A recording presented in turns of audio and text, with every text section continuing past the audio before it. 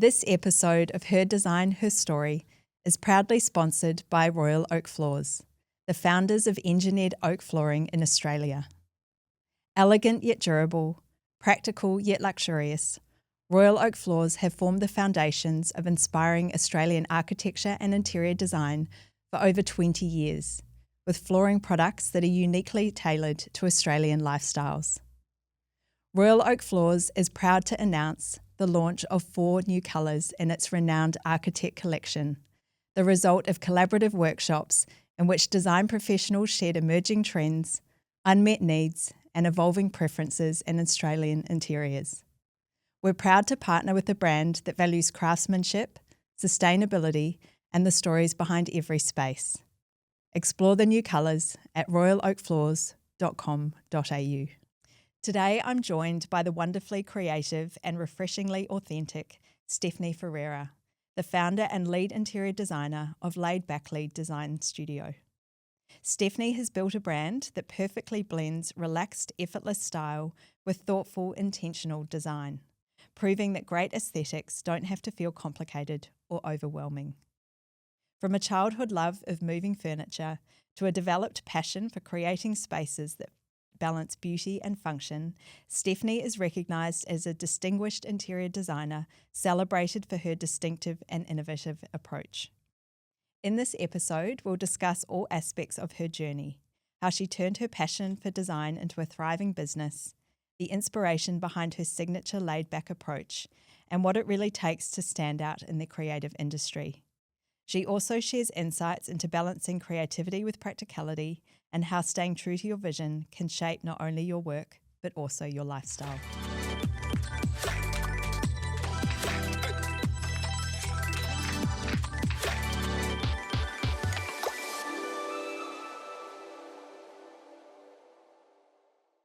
Stephanie, welcome to Her Design, Her Story. Thank you so much for joining me today. I believe you're in New South Wales, is that right?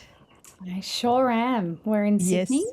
Oh, gorgeous. No, thank you. We really appreciate you making the time to have a chat today. We've got lots of interesting facets of your business to touch on. I know you've achieved a lot in the time that you've started your studio, so super exciting. Mm-hmm. But I did want to go back to the beginning of your design journey and your study pathway when you finished school. Can you talk me through a little bit around those sort of first study experiences for you?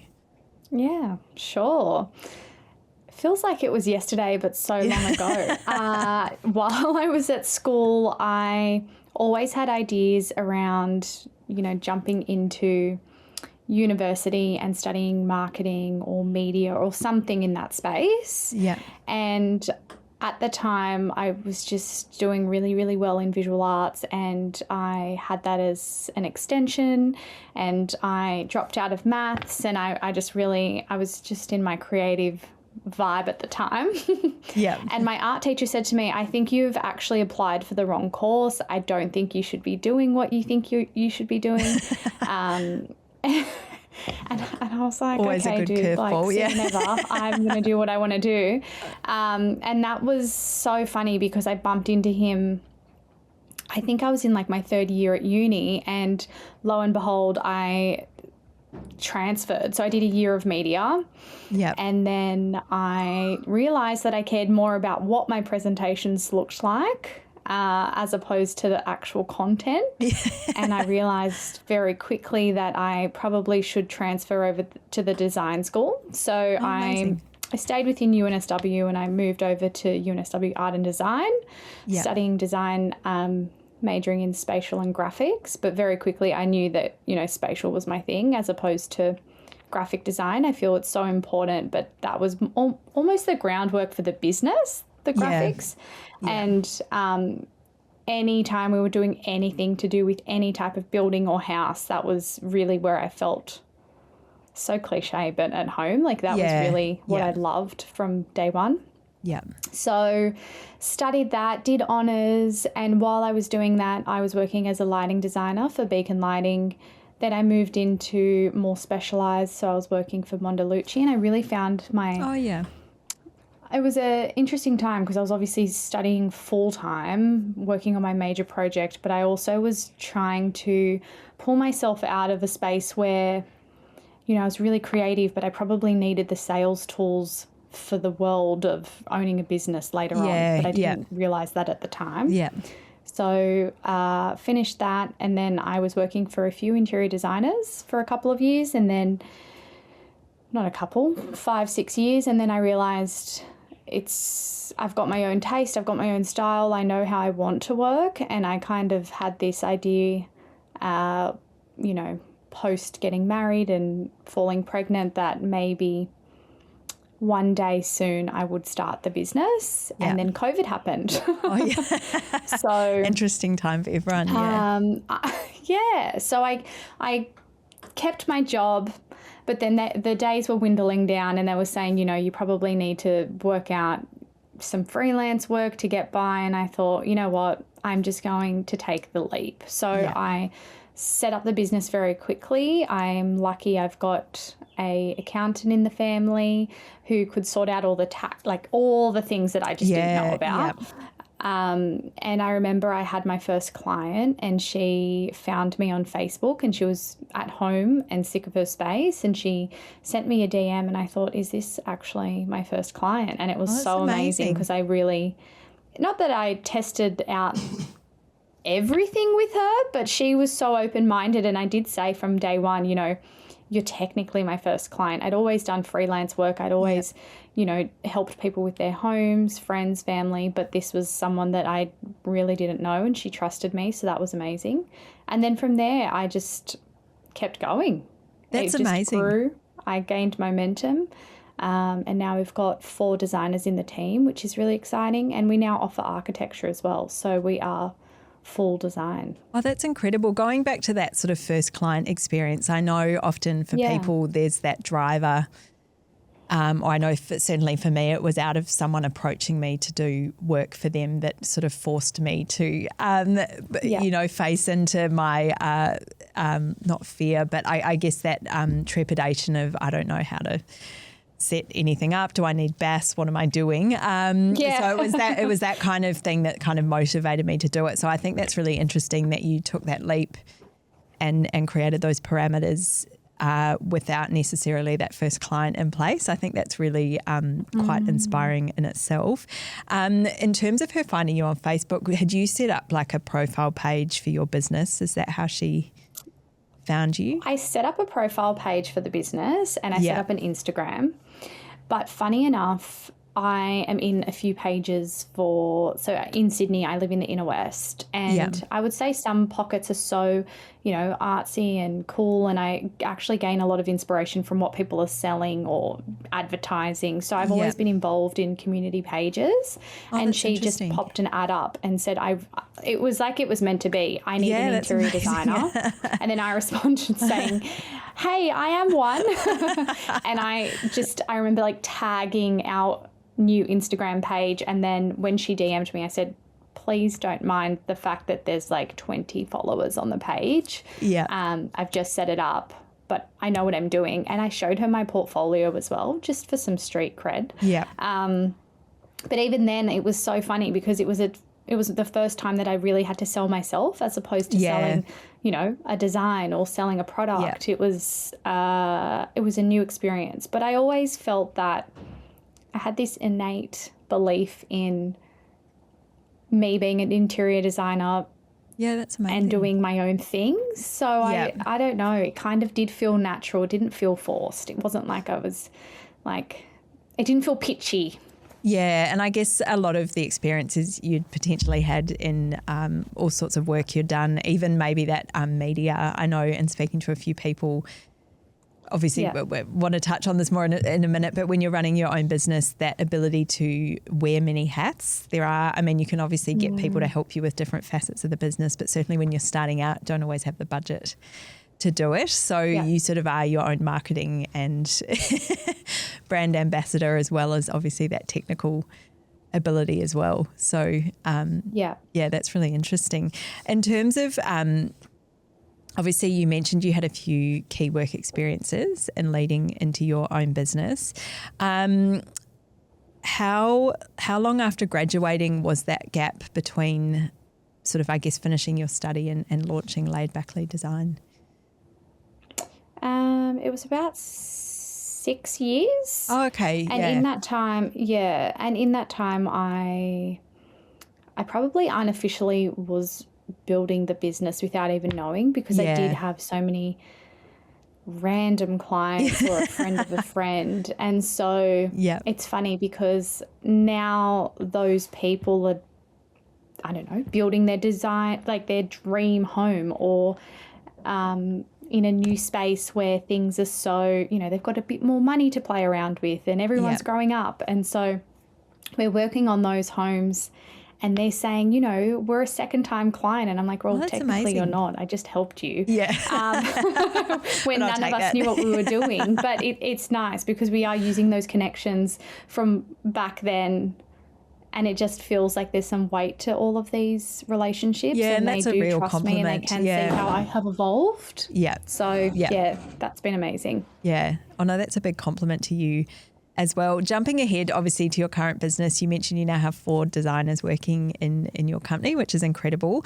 Your business, is it about 7 years now that you've been operating? Yeah, which is amazing as well, given obviously we had COVID, but it's an interesting field how, we obviously get quite affected by what's happening economically as well. Yeah. How do those roles work within, what's your current sort of structure of your staff at the moment?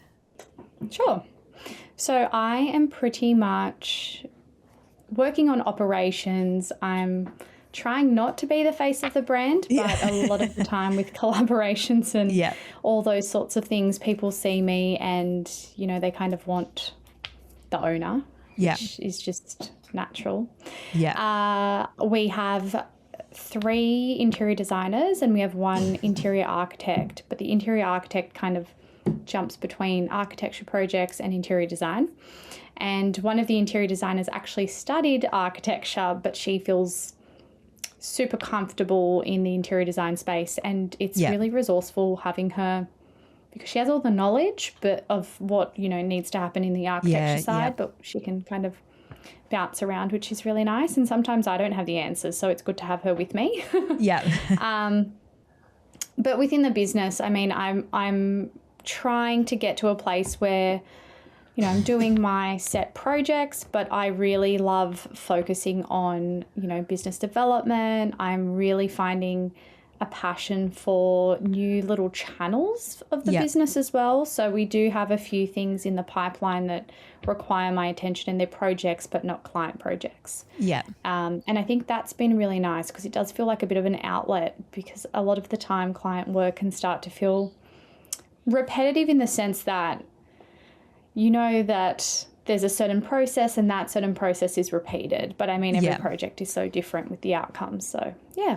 Yeah, and that can be also, there can be sort of lags in process, like you might get through a design stage. I'm finding that at the moment people are taking a little bit longer between design stages, maybe for pricing. People are a lot more across the kind of costings of projects, or whether you're in council waiting for a project as well. So it's always quite good to have different things, I guess, to break that up a little bit. Yeah. So is residential your main design? Yeah, residential I would say is about 70% of the work that we do. Yeah. We are doing a lot of commercial at the moment, but in the commercial space, I like to think of it as being a little bit different. Yeah. We do CDC plans, we can do a change of use, we're doing everything that a commercial project requires, but I think the actual outcome still feels really soft and homely. And I can't imagine us transforming into designers that only do commercial that feels commercial. So we're kind of picky, or I'm picky with the kind of jobs that we do in the commercial space, because I do love really good design that also talks to the brand. Yeah, yeah. And it can be obviously quite varied, obviously, in that commercial environment as well, with different type of timelines and budgets and things. You touched on that idea of evolving sort of beyond that project work. Can you talk a little bit around some of those other pathways you're taking at the minute? So there are a few things happening. We are working on a product line. So we have done a collaboration with Marlowe and Finch last year. Oh, amazing. And we created some beautiful bed heads and bolsters, and we had an event, and that was super, super cool. We're doing a second collection for that. So bringing out a new bed head. We're designing custom fabric for that. So there's a lot happening in the background for that. But outside of, the bed head and bolster situation, we are also working on just a curated collection. So a few lamps, cushions, bits and pieces. So we're hoping to launch that later this year. So there's a lot of product development that I'm doing in the background. Yeah. And then outside of that, we're also, for the first time, actually working on a bit of I don't want to say it's like educational, but it's just a nice tool that people can subscribe to, and we're just giving little interior design tips and tricks, and that's probably more so for clients as opposed to other designers. So we're working on some fun content there. I'm also working with our marketing guru on just some fresh content for Instagram and TikTok, which I mean, it's become such a monster of its own. Like I know that. I find it that whole aspect quite challenging. Actually, I think having external inputs quite valuable in terms of someone guiding you, because it's very easy to think, oh, I'll do that, and then I have a moment where I'm thinking, what am I doing? Like clarity, totally. I guess, in the vision, and it is quite saturated. So it's sort of trying to find those points of difference, or what what your voice is saying, which I think is really interesting. Interestingly, I'm working on it's interesting for me, I'm working on our own home. Oh wow. And so with that I had all these ideas on what we were going to do with the content for that, because I feel like it's quite interesting, and a lot of my clients have said, show us what you're doing, show us what your house looks like. So we did start filming content, and then I spoke to, again, who I call my marketing guru, and I said, what should I be doing here? Because I feel like I have a good grasp of social media. I've done some training in it. I know, like, my personal account feels very easy for me to do. But when it comes to the business, and also obviously a side project like my own renovation series, I thought I probably need someone to help me get it all polished and beautiful, and something that speaks to the brand. So I'm also carving away some time each week to be filming a series there as well. So it feels like there are so many little facets of the business, but it's nice because it's giving the clients an understanding of me as a person outside of, just the business, which I think is really valuable these days. Well, I think there's also that reality as well, which is really exciting when you're sort of in that interior design space as well, or architecture, that you do have lots of ideas beyond, necessarily that linear project work. So I think it's wonderful that you're obviously in a space now where you can explore that with your team as well. I know on top of that you also have a podcast that we you do. Yes. How does that work? Is that sort of a complement to your business or the kind of work you're doing? What's the content? I'd say that's mostly a compliment to the business. It's almost like an insider's snapshot of what's happening in the design world, in the studio. We talk to trades that we work with, and we do talk to different designers, but more so designers in different fields, and just getting a really nice interdisciplinary understanding of how we all work together. So that's been it's been fun. It's really great being able to talk to people, and I learn a lot. But it's probably, how would I describe it? It's very conversational and very relaxed. That's what I would say. And I think any of those tools now which can help educate clients as well, because often I find in residential, amazing that people are coming back as repeat clients, but it's often not a process people get to go through really very regularly. So I think being able to share as much from behind the scenes is really interesting. Also, I think a few of the people that have said, oh, listen to blah, blah. It's so funny because a lot of the time they're clients that have wrapped up with us, but they always will text and say, oh, we miss talking to you about our project, or we miss blah, blah, or we wanted to know how your house was going, or things like that. So it's almost like another little channel into knowing what's happening in the business, which is quite cool. Yeah, and it's funny, often I was thinking that with a client recently who randomly sort of reached out about some artwork purchases. I think particularly in a residential space, you end up spending years together through the design and then the construction, and then if you're doing the furniture and any of that photo shoot aspect as well.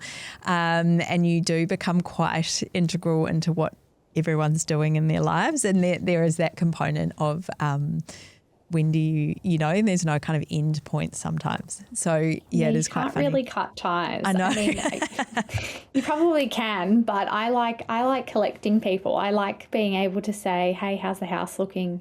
Or I drove past the other day and thought of you. So I think I really like that aspect of the business we're in. Yeah, which is wonderful. And also that idea of collaboration. Do you have sort of a pool of the same builders and joiners and people like that you tend to work with? Yeah, we do. I feel like lately it's definitely grown. So where I had the team that I really relied on, that's shifted a little bit. They're still there, but we've got, multiples of everyone because it was just becoming too hard.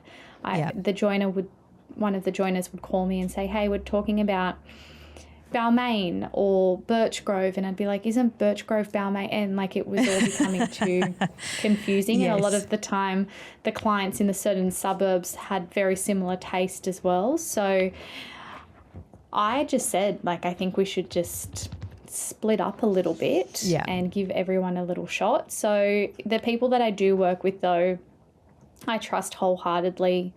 A lot of the time, I do have a 3 and a 5-year-old, and a lot of the time I am juggling. And so I feel like everyone that works with us on a project just has to be okay with hearing a child cry or cough in the background from time to time. Yeah. And so I feel like that understanding is also really nice because I do feel safe with who we're working with, and there's that trust. Yeah.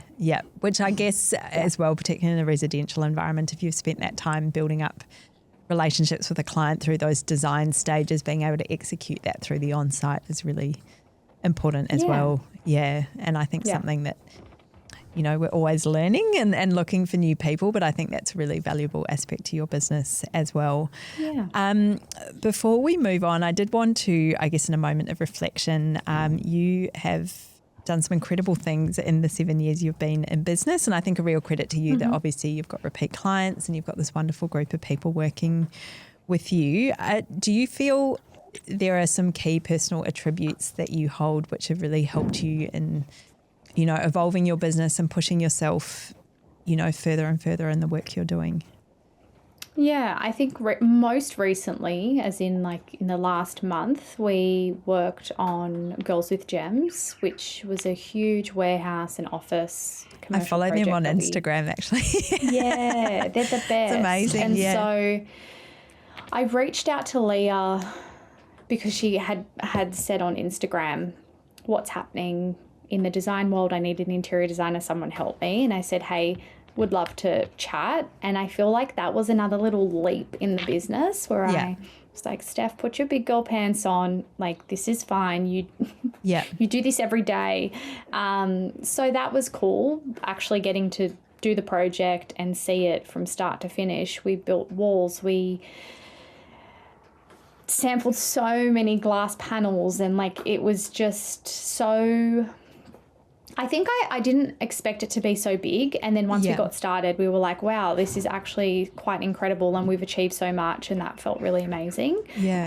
So that was pretty cool.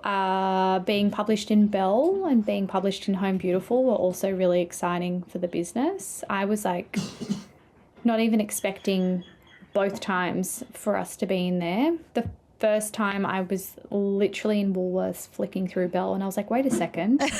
And I was so excited, and so embarrassing, but I opened the magazine. I took a few, but I opened the magazine and I left it open in the shelf, and I was like, someone can see everyone that. Look at this. So that was really cool. And then with Home Beautiful, they did interview me, but I just never knew if it was, you know, some of these things you don't really know if they're going to come to fruition. No, and it can take a long time as well. Yeah. Yeah, and it was almost instant. So when I saw that as well, I remember calling my mum and I was like, no, it's not just like a one-page thing. Have a little look. And we were all so excited. So I think being able to share these moments with not only our team, but my family as well, because obviously they're my village, holding down the fort when I'm doing work things. So that's really rewarding as well.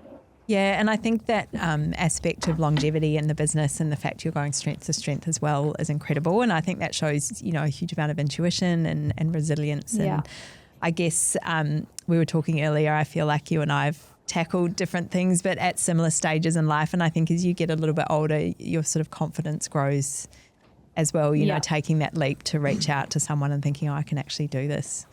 Because I find sometimes it's that self-doubt that can hold you back. Totally. Yeah. I think when I started the business, I probably would have been, I would need someone to tell me, Steph, do it, or you'll be fine. And then now it's so like self-led. Yeah. And even when we are published or we're being invited to a special event or a VIP dinner or something like that, I'm so grateful for the opportunity and I really enjoy the experience at the time. But it's probably not a good trait to have, but I'm always thinking about what's next. Yeah. So I'm like, okay, this is great, but what should we do next? Or how are we going to do this again, but better? So yeah, that's something that I'm trying to deal with. I know it's sort of hard though, and you've obviously got all these wonderful facets in the business happening as well. So I think it's probably just natural that you're looking ahead. But many tabs. Yeah. I did want to ask, you've obviously got an incredible range of projects and different sort of things in the pipeline at the moment. And obviously, you know, working in the business for 7 years now as well. Are there any key things that you integrate into your routine or from like a yearly perspective, from a travel perspective, that keep you really inspired and motivated in the work you're doing? Yeah. Great question. This year I am hanging on to the idea of a holiday, but I'm not sure if it will happen. With our build, I'm the builder on site. So I'm doing owner builder. So it's very hard for me to pull away from my day-to-day right now. Yeah. But every year till this year, I've always gone around Easter time or at the end of the year whenever we can get a good break. We try to do a family holiday. So for the last couple of years, we've done our little Bali getaway because that's been nice and close for us to travel with the little girls. But I do have hopes that next year we might, you know, take an extended period of time off and go to Europe and explore. And, you know, I think travel is the most rewarding experience as like a family, but also for myself, I just feel rejuvenated. Like I just need that. But outside of the little holiday moments, I am indulging in, I do Pilates every day. If I'm not at Pilates, I'll do a lot of weight training. So I'm trying to find my little daily luxuries that give me some sanity. And then weekends, like we'll do a little drive away for the weekend or we'll do a little staycation. And I think that's been really nice too, because it's so hard being completely within the business, but also, you know, my kids are quite young, so they still need me, and then the team needs me and the trades need me. So when I've got time on the weekends, I really just switch off, which is a new thing that I'm learning to do. I know, and I have to say I'm quite bad at doing that. Well, it's hard with laptops and, you know, mobile phones. People can reach you all the time, but I think my husband's going to listen to this and say, you're a liar, Steph. You don't switch off. Oh, no, I think it is difficult. And I actually think I'm trying to get back into Pilates a little bit more this year because it's sort of a forced 50 minutes where I can't talk to anyone and I can't check my phone I can't. Yeah. So I feel like that's actually really important. And the more people I've spoken to now as well, I think it's those moments of giving yourself mental clarity that then allows you to have a little bit more forethought into new ideas or take things on without, feeling too clouded. Yeah, because the days can get very busy. You touched on your 2 daughters as well. So I know you've got a very busy life alongside work. How have you found that juggle? Because would you have started your business before your first? I started before my first child was born. Yep. And it was really good at the start because I had all this time, and then I was, on mat leave, and then even with a newborn, they do sleep quite a bit. So I felt like I had so much time for things. And then obviously they're up and they're at them, and then, things shift. I think starting the business at the time, COVID was so scary. No one knew what was going to happen. Yeah. There were so many unknowns. In a way, I just saw it as an opportunity for, my husband being home, working from home, but, at a reduced capacity. And so we really took it as an opportunity to tag team and really partner as parents, which I think should always happen. Yeah. But it was, there was no way out of it. So I would say, no, I need to do this work, or I need to send this design across to someone. And at the time, I only had one person that I was paying on like a contracted situation. So there was a lot of pressure, but the pressure was good. And I think looking back now, it was so, like, if COVID hadn't happened, and if I didn't have the support that I had at the time with my husband being home, it probably would have looked a little bit different.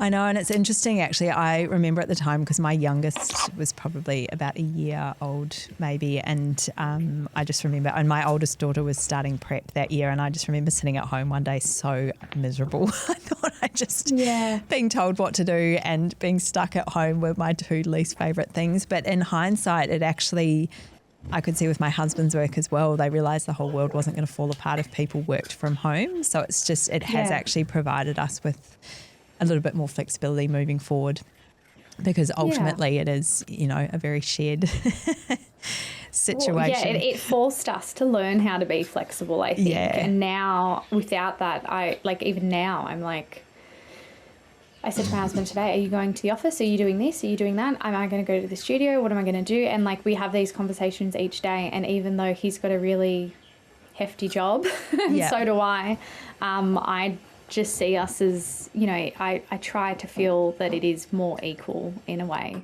that, we're both important. Yeah, well, that's it. And I also think that's a great example for your kids as well. And wonderful, Definitely. Often speaking to creatives about this sort of aspect, I guess we're creating something quite tangible that they can see and I guess hopefully appreciate as well, which is really exciting. I think with them seeing that we've been doing the build, that's been a really nice journey. So a lot of the time, if I said to my 5-year-old, I'm an interior designer, she's like, kind of, well, what's that? But seeing us, build the house and me talking to trades and all of those things, it's been a nice example of what I actually do for work. Yeah. I think not only for my kids, but for clients as well. Like, it's given them the confidence to know that I know what I'm talking about. I know, and it is sort of funny, isn't it? I just had that experience with a project we were meant to move into in Melbourne, and all the things that you'd really hope would never happen for a client happened. So I laugh, but it's been a little bit stressful. But I was saying to someone recently who had got an objection for I was like, I actually honestly know how that feels now. Like, it can be quite stressful. So I think you just can help evolve your understanding and how to support clients. Yeah. When's your project due to be finished? It's due to be finished just before Christmas, but I'm trying hopeful to make it happen quicker. But if we're in by Christmas, it's all good. That's but exciting. Even with that, there's so many. Like, I've went to China a few weeks ago, which was really cool. That was nice and eye-opening. Yeah. For a little bit of design work for a few other clients, but while I was there, I saw all this new technology that I want to, implement in our own house. So I'm also using the project as a bit of an example for what we can do for other people. Yeah. Oh, that's interesting. Oh, that sounds very exciting. I look forward to seeing that come to fruition. Me too. I know it's always hard, that conversation at home. So when is it going to be finished? Like, I'm getting there. Yeah. My husband doesn't ask anymore. He just says, have you updated the budget spreadsheet? I'm like, no, that's your job. That's never fun. Before we wrap, I wanted to jump into her edit. So I had some quick questions for you to see where you were at. The first one was, can you remember your first design-related purchase, whether it was a piece of furniture or an artwork or... You know, I was talking about this the other day. I think it would have been, it was from Mondellucci Lighting. Oh, beautiful. It's called a Munega lamp, and it's a really beautiful Murano lamp. And at the time, I used some wedding money that we received to buy it, and everyone thought I was crazy. But if you buy it today, it's actually like gone up $400 or $500. Oh, like wow. Just the retail price. Yeah. And have you've still got it? I feel like it's an investment. I've still got it. Yeah, Yep. It's actually stored away in a box. I don't want anyone to touch it till the house is done. But yeah, I feel like that was really special. That was a good purchase. Yeah, beautiful. Are there any pieces, you're probably looking at things given you're doing a renovation of your own home, and I know it can be hard in design as well because we're always seeing lots of amazing furniture, but is there anything in particular you're coveting for your new home? Yeah, I'm looking at the Scandal pendant from Est. That's always just been on every schedule that I've put together for myself. Outside of that, a lot of the things that I've been, pinning and really inspired by for the house is like natural, like timber windows and really beautiful natural products and things like that. So it's not actually style guided. It's more so architectural and just having it a little bit different to all the houses we've been in before. Yeah, amazing. I look forward to seeing it. We did touch on travel. What if you had an aspirational next destination? Where would you go?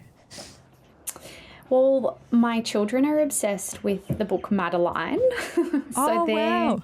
I have a Madeline. So we've read that book a lot. Yeah. Yeah.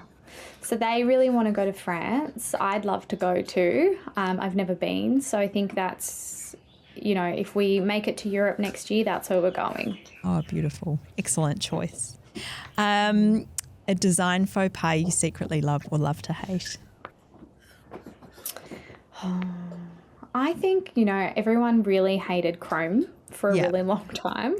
Yeah, that's true, and actually. the inclusion of chrome and the inclusion of glass bricks. I've recently just finished watching Love Story with JFK Jr. and Carolyn Bessette, and seeing the design of their studio apartment. There's glass bricks, there's chrome. In Calvin Klein's office, there's a lot of that as well. Yeah. And it's so funny because a few years ago I would have thought, oh, so dated, so 90s, whatever. And now I'm like, gosh, that's the best. I know. So I think we're all shifting, but I think everyone hating on chrome is slowly changing, me included. Well, and I'm noticing it's coming through in a lot of furniture again, that chrome detailing and oh, that's a good one. Favourite creative icon, living or legend? Oh, I'm just obsessed with Kelly Wearstler. I know she's, living and she's a legend. A few friends have spotted her at Milan this week, actually. They were very excited. Oh, she's there in person. She's just so cool. Yeah. And I love that she's doing collaborations with, I think there's one right now with H&M. Yes. And I love that her design is really, it's reachable to many. It's not like it's something that's so unattainable. Obviously, she designs, super high-end projects, but I think just the way that she layers, it's just so interesting and unique. And I love all the wallpaper she designs. I know, she's very clever and she always looks amazing in what she's wearing. Oh, she's so cool. Yeah. Last question, if your star was a celebrity, who would it be? Oh gosh, if my star was a celebrity. This is a tricky one. It is tricky. This is going to sound so cliche, and my friends that listen to this will say, of course she's saying this. But like I said, I'm a big Carolyn Bessette Kennedy fan. Yep. And so I think her, and it's in the name actually, but her laid back approach to the way she would dress herself and layer and just like really tailored, beautiful pieces. I think that actually speaks to the way that I design and our brand. Yeah. I mean, I said beautiful, back, very so. tasteful. Yeah. Yeah. No, I love it. Thank you so much for your time today, Stephanie. I've absolutely loved speaking to you, and I'm really looking forward to seeing your house come together and all the exciting things that lie ahead. So thank you. My pleasure. Thank you so much for having me.